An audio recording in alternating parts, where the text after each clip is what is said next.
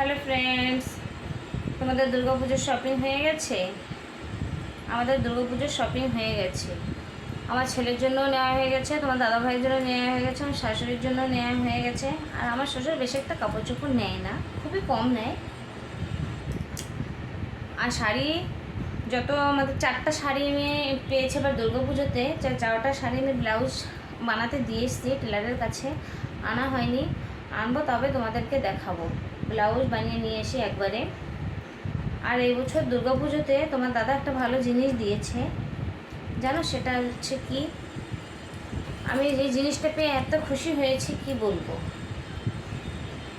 আর যে মেয়ে ছেলেরা মানে যে বউরা এসব জিনিস পায়, মানে তার স্বামী যদি তাকে উপহার হিসাবে গিফট দেয়, তা সেই মেয়েরা খুবই খুশি হয়।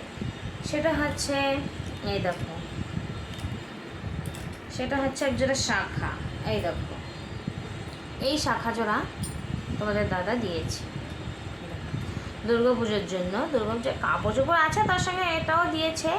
আর এই শাঁখা জোড়া আমি এখনও পরিনি, পরে কোথাও এখনও যাইনি, কেবল নতুন দিয়েছে।